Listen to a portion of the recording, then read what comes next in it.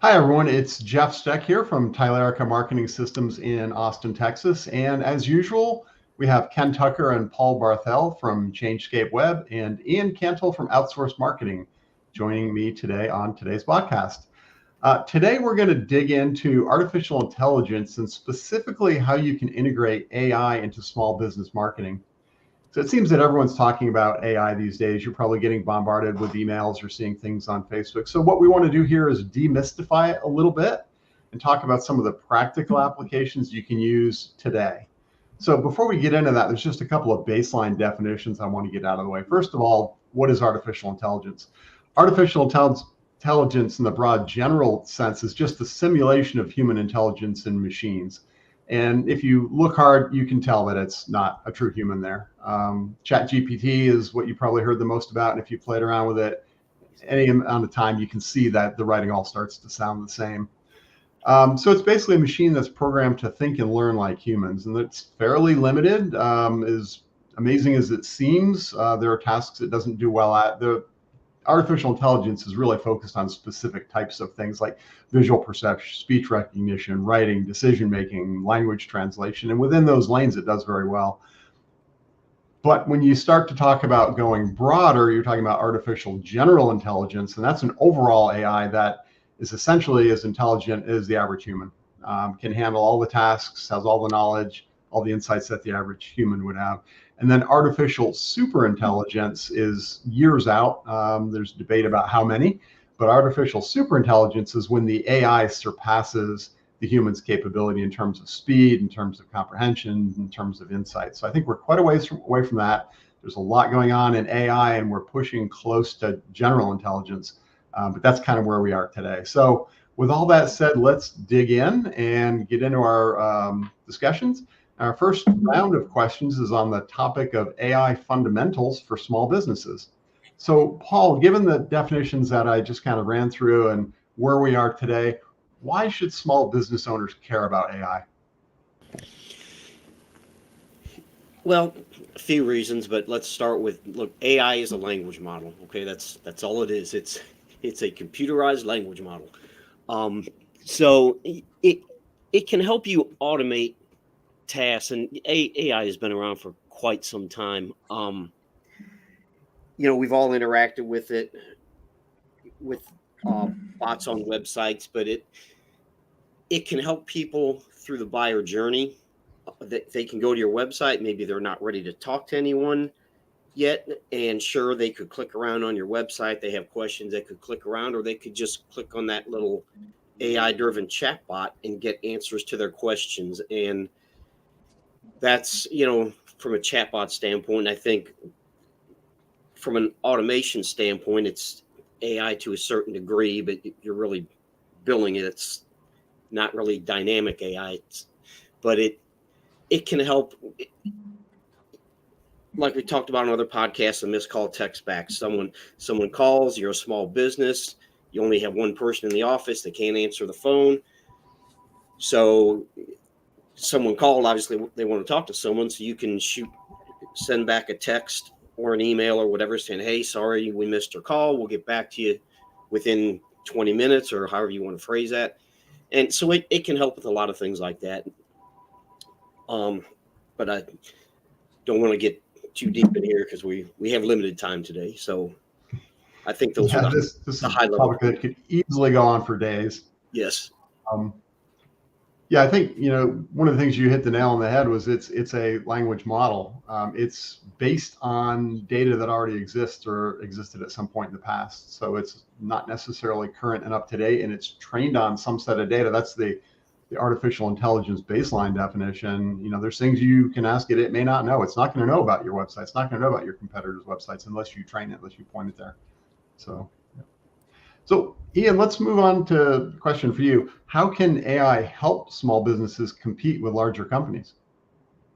Yeah, I think even before I kind of elaborate on some of those specific things, I think it's important, and I just want to make sure everybody's on the same page.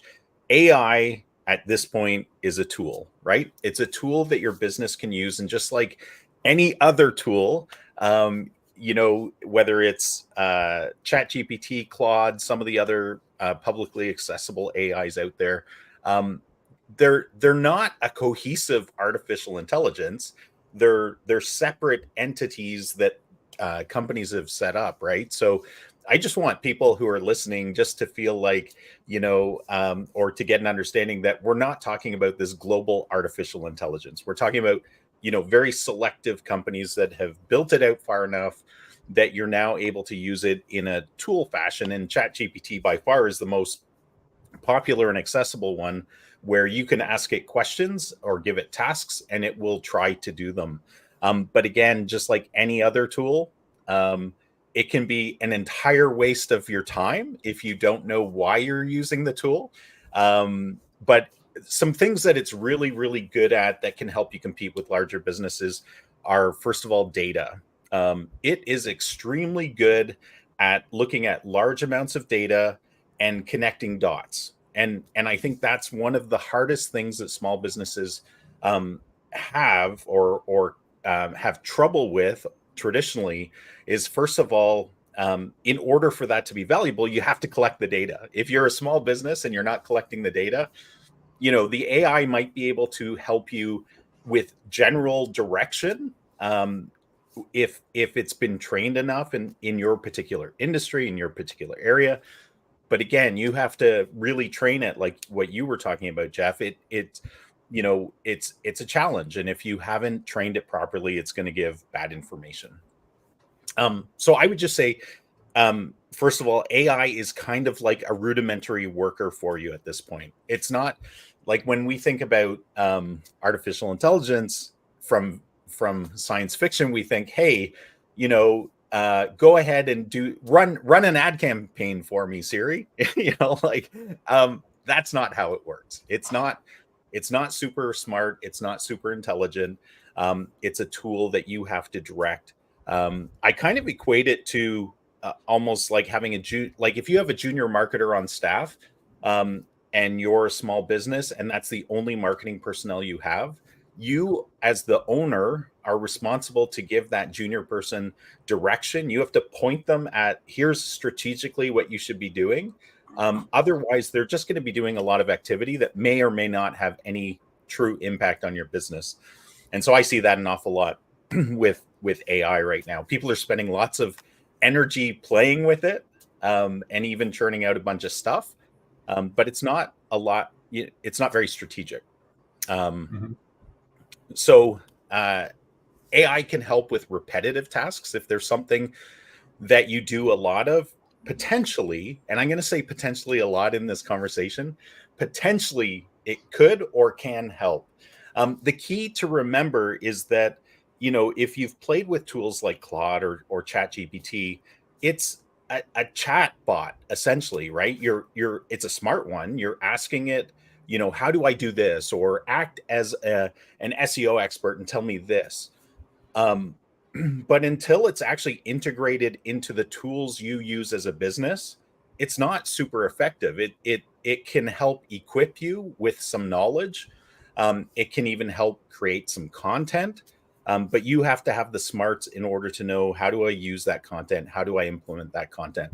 So I think from a small business competing with large business standpoint, there's things it can do. It can help you, look at data. It can help you enhance some of your targeting and your personalization if the tools that you use do it. Otherwise, you're going to have to manually take the information out of ChatGPT or Claude and put it into those tools, right? So, from my perspective, and maybe you guys feel the same way, maybe you don't. I feel like we're just at the cusp of how AI can dramatically impact us. And for small businesses, I see a lot of potential. I see so much potential in some of the fields that we work in, like dentistry. I was at a dental trade show recently, and they're talking about how AI is going to be incorporated in some of the imaging diagnostic tools and stuff like that, where it will help a dentist diagnose whether a cavity is there or whether a cavity isn't there, because sometimes it's hard to tell from diagnostic imaging. So some of that stuff is really exciting. And then from a marketing perspective, I think there's lots of opportunity. but I still see some small businesses jumping in and trying to use these tools without hiring or engaging somebody with true marketing expertise. And I see a lot of activity. I see a lot of content development, but I don't see a lot of strategic direction, which is going to actually help their business. So I still feel like it's a little bit of a shiny object right now, and a very big one. Any thoughts on that, guys? No. I think it's a tool, is right on. A tool can be used very effectively. A tool can be used ineffectively, wrong, or it can be abused. I had a networking contact I had coffee with the other day, and he asked me, he said, "Do you think ChatGPT is cheating?" And I looked at him, I said, "I don't know, is the calculator cheating?" It's just a tool that you can use and make parts of your life better, if you will.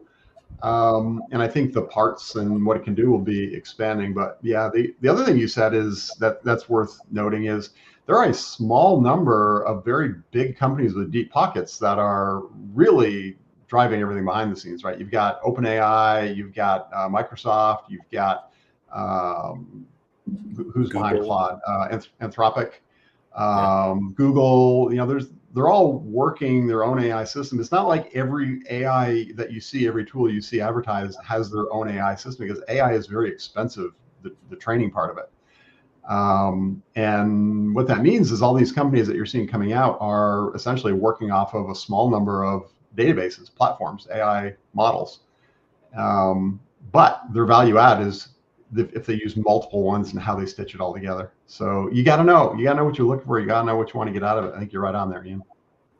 Ian, don't you think that we're already living in a simulation that's controlled by AI, and that we're only being revealed what's capable right now by its choice? I don't, Ken. I don't think we're in a simulation. Oh boy, there we go. Now we got a whole day topic.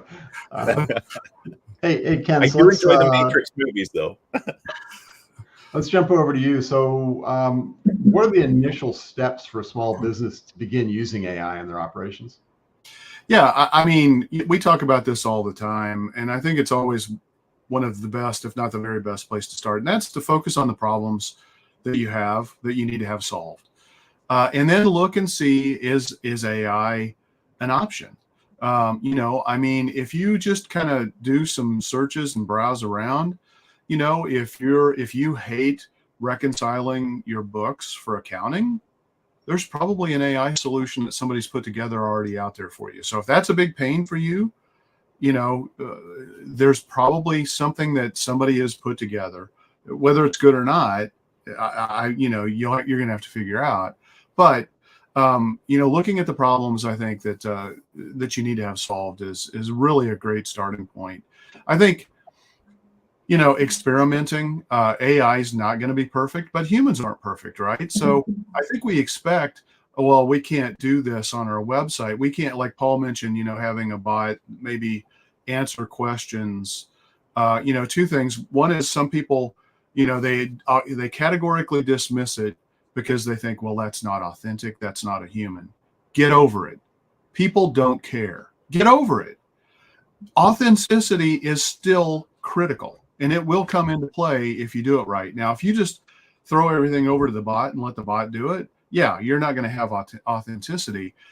Don't not do it because you're worried about that it doesn't come across as a human. People are accustomed to this already. I mean, this has only been prominent in the last several months, and people have already adapted. We talked about it on a show a couple of weeks ago, maybe a couple months ago, where people actually prefer AI written responses to reviews. We've been using chat type technology for a long time. It's just the AI makes it more accessible and maybe makes it faster and maybe a little bit more comprehensive than what we've been doing before. So don't let the fear of this prevent you from sticking your toes in the water. But also don't assume that it's the answer for everything, which I think a lot of people think, oh, well, I can just, put this in and have AI write my blog posts and I'll stick them on my website and I'm all good. Well, now you're no longer authentic. And so that's where authenticity comes into play. So you got to be reasonable about this stuff. It's not perfect, but I love to use AI for ideation. Instead of me trying to figure out, 10 great blog post titles, I think that's a great example of using, AI, putting in a prompt and having it generate some blog post titles, or even outlining the structure of a blog post, maybe even pulling in some content that you feed. And again, it's all driven based on the quality prompts and the information that's been provided and the learning that it's received. But, I think there are a lot of different ways that you can do it. You have to test, you have to, trust but verify, put something in place, let it run. It's going to give wrong answers occasionally. Human beings do the same thing. What do you treat it the same way? If a human being gives you the wrong answer, you're going to, and that, like, let's say somebody answers the phone and they're typically turning away business opportunities because they don't think you want to do a certain type of business, or you don't want to go to a particular location, and you hear a call recording of that and you're like, whoa, wait a minute. No, we want to have those conversations with clients and look at those potential business opportunities. What would you do? You would talk to that person who's answering your phone, and you would provide some level of training and guidance to them to help them give a better answer. It's exactly what you have to do with AI. So anybody who thinks that it's good out of the box and just runs, it's a big mistake. You're taking a massive risk. But don't let that stop you from using it, because as Ian and Paul and Jeff, you've already mentioned, there are a lot of really nice benefits that you can start to find. So I think defining little projects that you can measure, track, tweak, optimize, get that good feedback loop so that you're using it to constantly improve. Just like, it's really, what it does is it gives us the ability to have access to maybe more data to process than we conveniently typically have, and synthesize that in a way that maybe we wouldn't make some of those connections. But you still have to go in and verify that's the answer. So yeah. Let me just add something real quick. This is an observation I've had with some people I know in business who have decided to go the self-serve AI route rather than having some like a marketing expert help them. One of the observation is just what you were saying, Ken. Like, it's like a giant experiment for them, right? They're like, I want to save money. I don't want to pay a marketer. I'm going to get AI to create content because they've heard content is magic, right? Right. What's interesting is what you're talking about, where you use AI as an experiment, but then you measure and then go back and optimize, right? One of the biggest gaps I see right now with that philosophy with small business owners is that they don't actually have the measurement tools. They're not equipped to actually measure the success or failure of the things they're testing, right? They have access to a free or a low cost AI tool like ChatGPT to help them create some content, but they don't actually know how to measure. They don't have the tools to measure, nor the expertise to even understand like what's happening with my SEO, my ranking, my website. Our conversions up, our conversions down. All they would know is my phone's ringing or it's not ringing, right? Yeah. Yeah. Yeah, no, that's a great point. You have to have, at this point, you have to have a decent amount of knowledge or access to somebody who has that knowledge to trust and verify that what you're getting from AI is actually accurate and up to date, or relatively up to date. If you're trying to use AI to solve something that changes very quickly and dynamically, it's not going to be the greatest solution for you, because again, as Jeff pointed out, it's relying on data that's been collected in databases for its training. That is not real time. It's not even close to real time. It's getting better all the time, but it's not close to real time. And so, if you're in a world where what you do is fairly evergreen, meaning it's consistent over time, for long periods of time anyway, then AI can be really beneficial for you. But if you're in a very rapidly changing dynamic environment, it's going to be a challenge. I think, for us, we talk about marketing. There are so many great applications, I think, for marketing, obviously, but also, Ian, as you mentioned, I think medical is really going to be exciting stuff. So it depends on the nature of your business, how much AI is going to come into play. But if you're a roofer and you need to get more appointments booked on your website in a more efficient way, AI can be a really good, helpful tool. If you're, trying to provide better diagnoses of medical conditions or dental conditions, AI is going to, provide maybe even more sophisticated capabilities. So it really just depends on what you do. But chances are there's a pretty good application for AI in your business today already. So that's a good segue. Let's jump to the next topic, which is AI and marketing and content creation.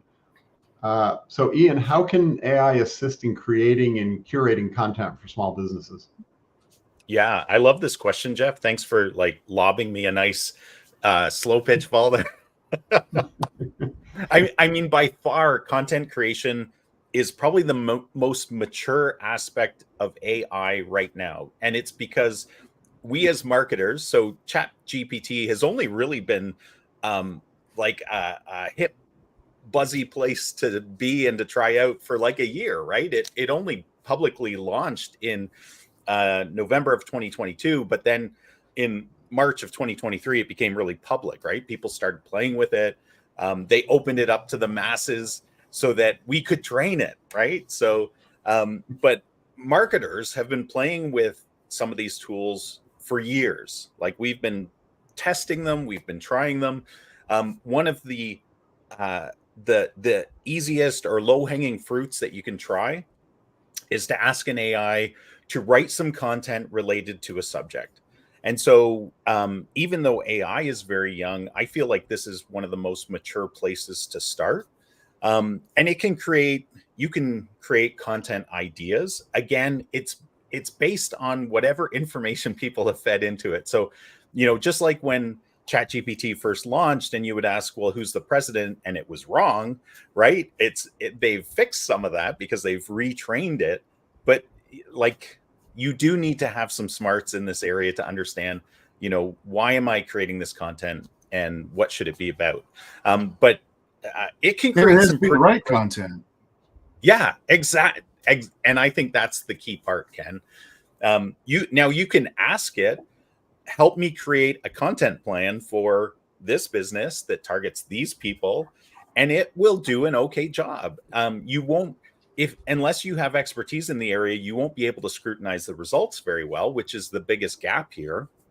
But I think it can help with that, what you talked about, Ken, ideation, right? It can help create something and give you kind of a kickstart. So I've had this, maybe you guys have as well. You have a task to do. You're working on a strategic plan for a client and you're having a bit of a slow day.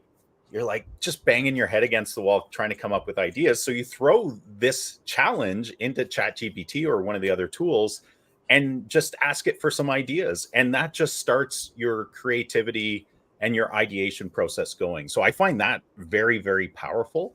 And I would say it's great at creating and writing drafts. So if you're trying to create, say, a blog post, an article, a press release, emails, right? Lead nurturing emails, social posts, it can get you, I would say, 70% of the way. Do not take it as a finished product out of the tool. We've all seen people do that. It's usually disastrous.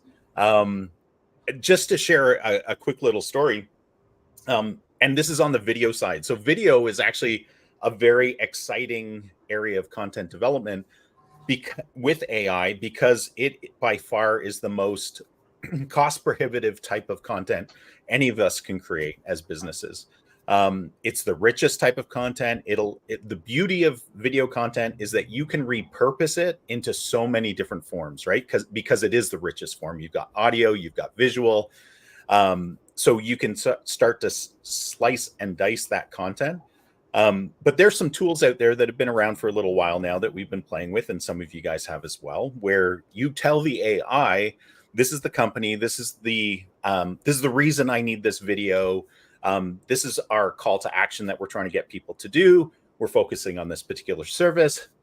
Help me create a script for this video, and then populate the video with some stock video footage, and then put in some subtitles. There's some tools that are super sophisticated that can do this.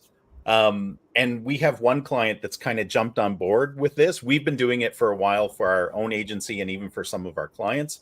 But we scrutinize the results very carefully when they come out of the machine, because rarely, if ever, are they anywhere close to a finished product, right? I would say the closest we get is 70% finished, and then we have to do a lot of editing, really modify it, review it, improve it for human consumption, because that's who it's for, right?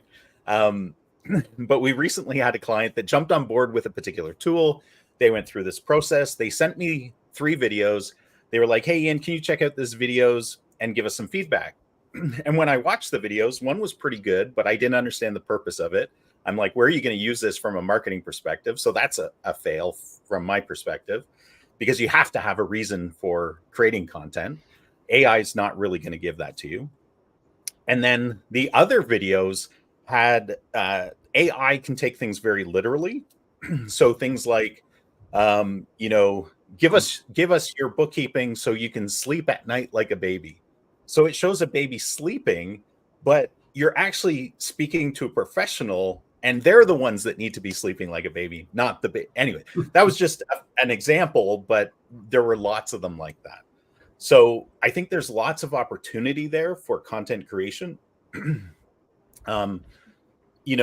It's just a matter of, first of all, knowing what the purpose of is the content that you're creating. Like, why am I creating this content? How am I going to use this content to actually benefit my business? How are we going to distribute it? And then figure out which is the best format of content that we're going to create, whether it's blog posts, social posts, videos, whatever you need, right? But without that strategic guidance, I think you can really go off the rails. The last thing I just wanted to mention too, and this is kind of a mashup of both content and paid advertising with AI. If you do any kind of digital advertising as a business, you know that Google Ads and some of the other ad platforms have been playing with AI for a while now, like their Performance Max campaigns and stuff like that. But one of the interesting things is, and I've mentioned this, when we've talked about ads on our podcast before, but I think it's really important for the business owner to understand is that when you get AI recommendations, some of those recommendations can be really, really good for an ad campaign. They might help you actually write, some descriptions, or it will look at which ads are outperforming you, and it might provide you some guidance of how to write, headlines and that kind of stuff better. The image recommendations are often very bad. But I would say you have to be very careful, and you have to remember who owns the AI that's giving you recommendations and what is their end game. Their end game is to get you to spend more. So every time you get those recommendations, funny enough, it's telling you to raise your budget. It's telling you to do certain things that benefit Google, but not always you. So that it's important to remember those kind of things, but check it out. Be strategic about the content you're creating, but AI can be a tremendous help to you. I think all of us on this podcast use a lot of AI tools to help us create content, whether it's from the ideation process, planning out calendars, doing social posts. I mean, social posts are turn and burn types of content. If AI can help you create content for social posts, that's a huge win for any business, I think. And you keep using the word tools, which I think is very appropriate. That's what we've got to look at when I got to tell clients we got to look at AI as a tool. you know, if you just go into ChatGPT and say, write a blog post for me, you're going to get what I call the mediocre middle. You're going to get the summation of a whole lot of things that are out there and already said in the world. And Google's already said they want new, original, authoritative content. So that's only going to come if you use the AI for the ideation, use it for the draft, I think you said. But then you've got to inject what John Jantsch calls the context and the, you know, everyone calls the authenticity into it. You've got to make it your own, and it can cut down on your workload, essentially transform you from a writer into an editor. But you still got to do that editing and that value add that's going to be then rewarded. And remember that, like, even some of the platforms like Google as a search platform and some of the other search platforms that are integrating AI, like they're measuring and trying to figure out, like, how much do we care if it's AI created content? First of all, can we know it's AI created content? And then do we care if it's AI created content? So there's been all these kind of waves that all of us have been surfing from a marketing standpoint, is, you know, because Google initially kind of came down hard on AI content, and then they kind of took their foot off the gas of that a little bit, and instead changed their tune a little bit and said, well, if it's relevant, if it gives a, you know, your own point of view, then that's okay. But, you know, it's also monitoring, like, what words does AI use over and over and over and over? Because if you research, if you Google that, you'll actually find that AIs tend to use certain words that humans wouldn't normally use, yep. Right? So there are tells for sure. Yep. Ken, let's jump to you for the next question. Just real quick overview. How can AI help in repurposing existing content to maximize its reach? Yeah.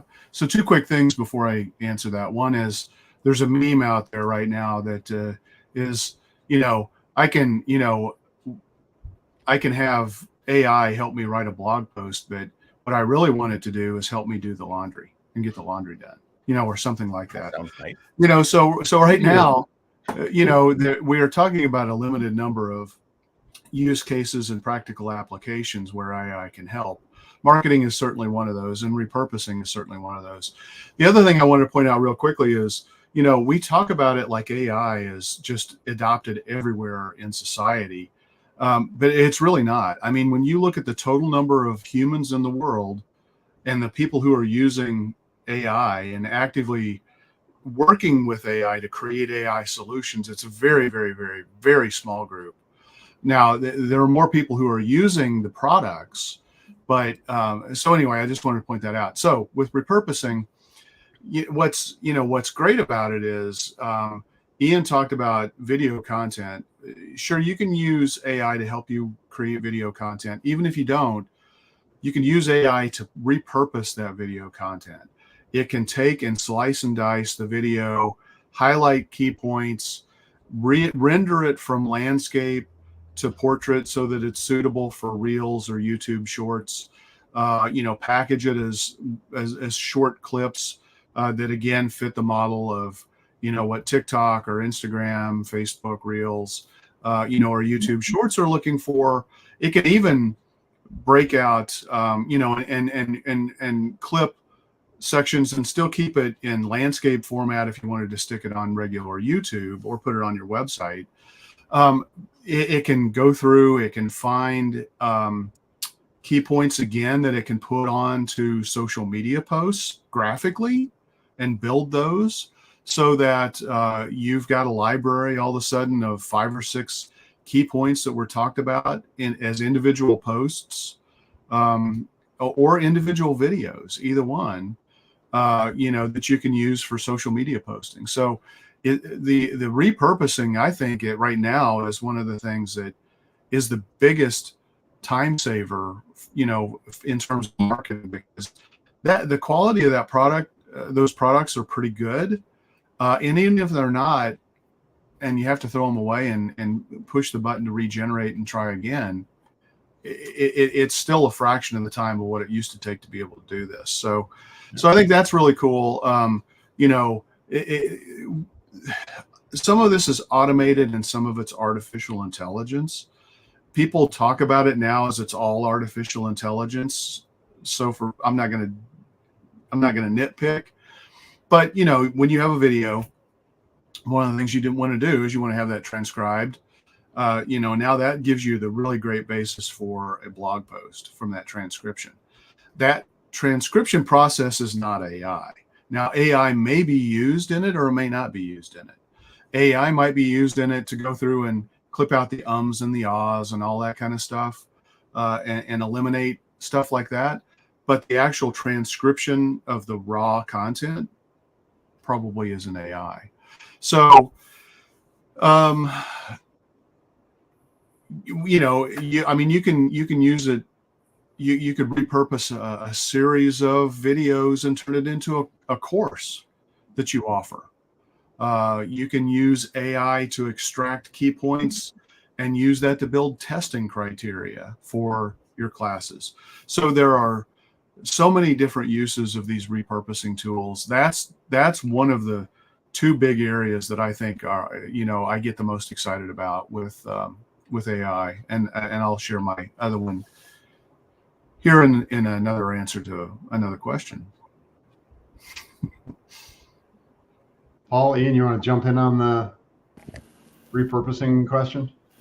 I love the repurposing options that are available, and I hope that they continue.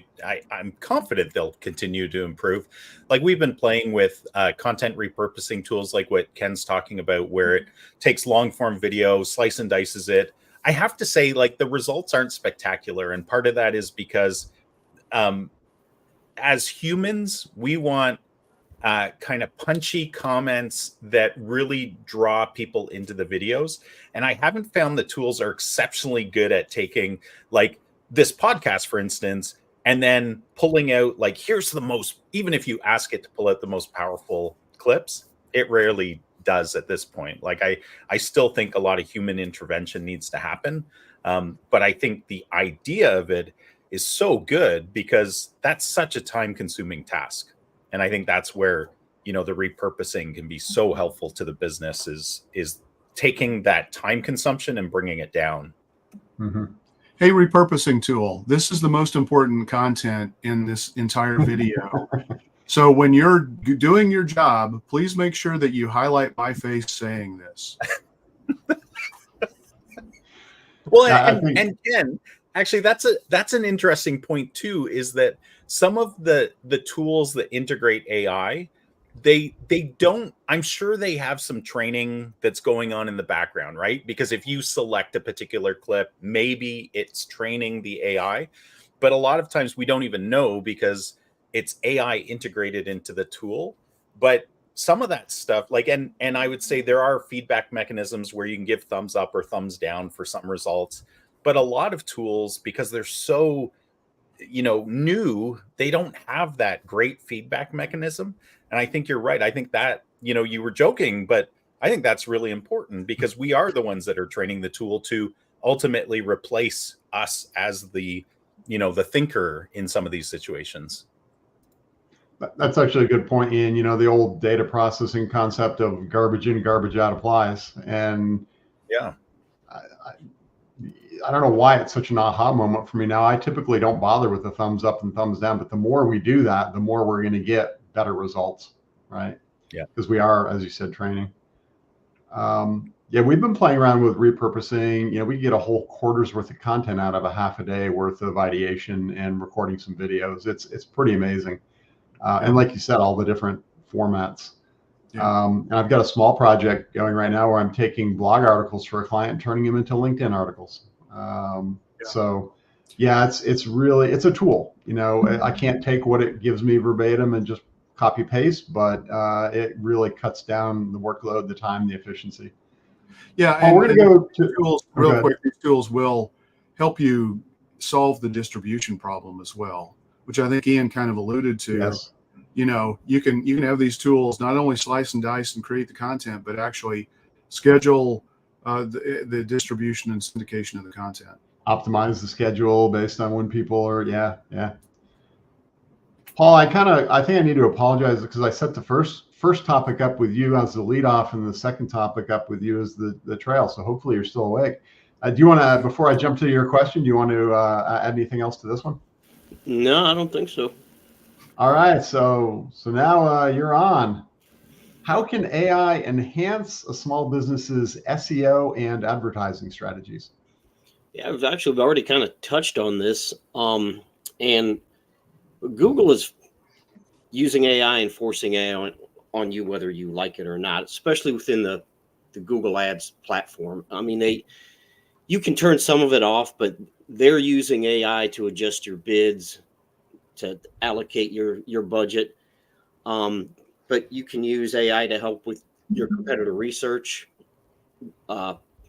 keyword gap research. That's all pretty much AI driven if you're using any kind of tool. There's tools out there. You can take your existing content. You can use it to generate new content like we talked about. You can take your existing content and put it into one of these tools and it'll say, well, you might want to change this or that, or you might here's a different title that AI would suggest. And I'm sure I'm not the only one that's noticed this, is that you type a question into Google and you're starting to see more and more that the top result is the AI overview, which Google generates. So it's here. It's not going away. But yeah, there's, like I said, we've touched on a lot of it, and it can, like I said, competitor research, user trends. That's Google tracks everything you do, so that data is out there, and AI can help you use it. Well, and part of the beauty is, with SEO in particular, I mean, it's a massive data game, right? Right. So leveraging AI to go analyze all of that data, find the gaps, find what needs to be done to plug the gaps and to leapfrog somebody else who may be ranking above you. AI's got a lot of real potential for that.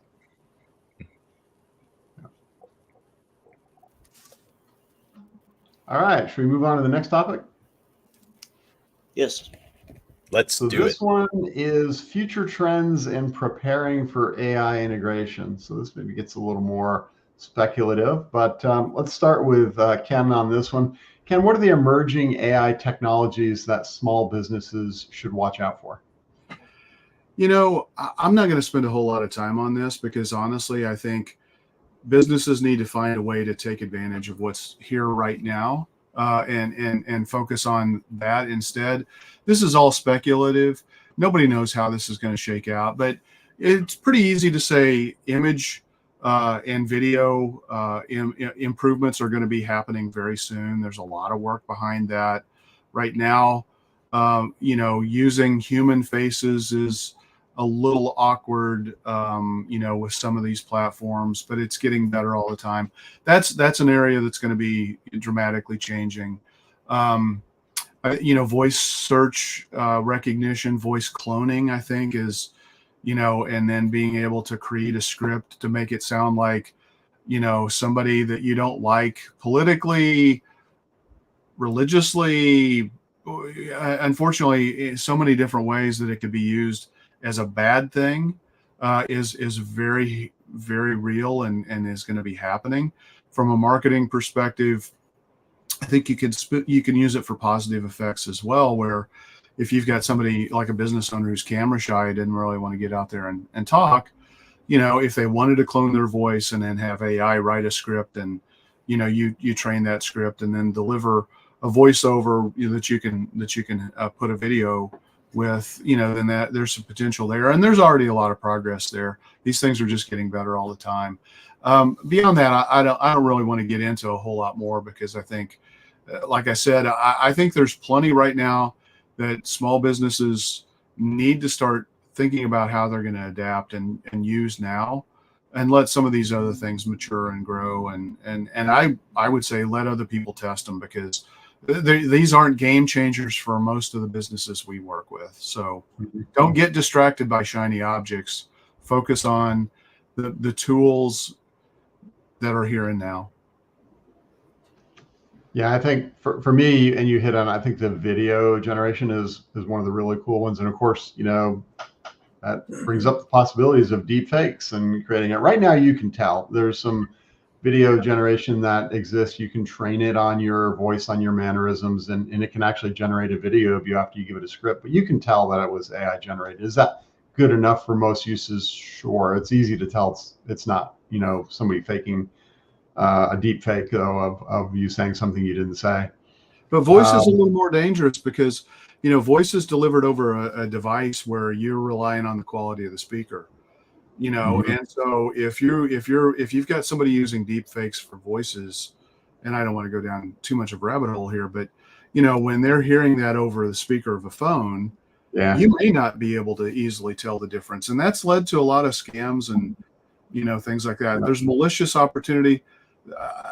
That's always going to be there. People are always going to find ways to exploit technology for selfish gain.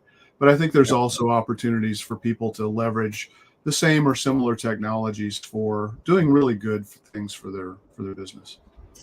Yeah, I know. But I think the ability to create videos when you're not really adept at recording videos and don't want to hire an expensive editor is really cool. And some of the language processing is only going to get better, right? Right now, like we said earlier, don't take something out of ChatGPT and use it directly. It may get to the point in a few years where you can, but the language processing as it gets trained more, as you train it on your voice, your way of expressing things is only going to get better. There is, one I'm kind of tracking though, I think as voice search becomes more important. We saw with the advent of smartphones that things shifted to mobile, and then people started talking, instead of typing their search phrases, they started talking, and that shifted the phrases that were used. I think we're going to see more of that, and then maybe opening it up onto, digital assistant devices.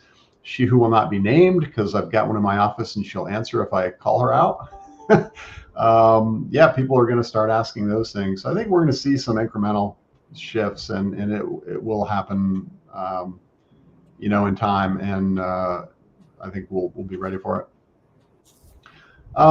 Paul, earlier in the show, we talked about, things to think about. How do you prepare? How do you get ready for moving into AI? Let's kind of flip it around a little bit. Are there any lessons that we can learn from small businesses that have already successfully integrated AI?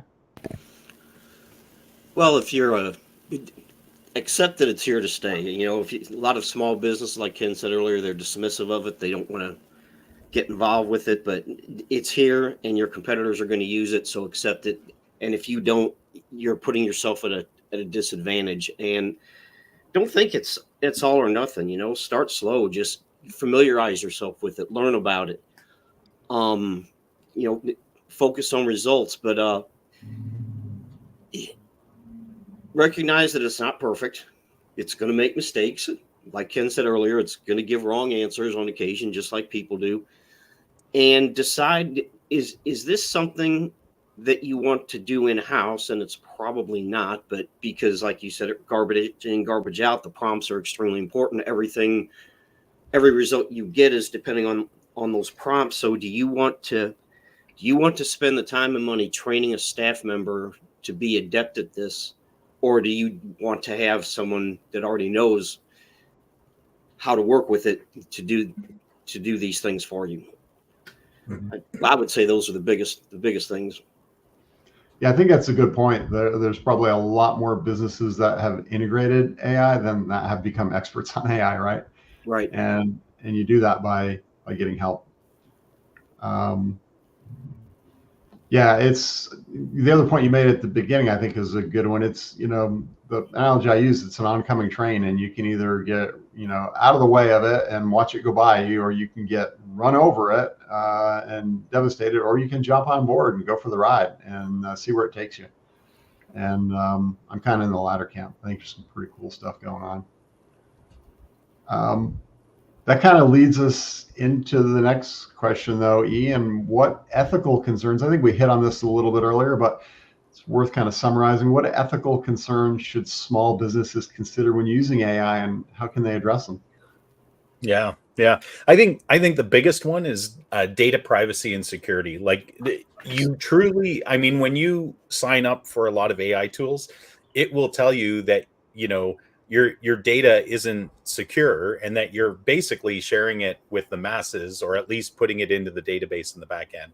Now, some tools that integrate AI will have a different type of data privacy built in, where it says it doesn't share the information. So it's up to you as the business to really look into that and be very careful, because especially if you're in any kind of medical field, man, like you got to be super, super careful with HIPAA and some of the other compliance issues.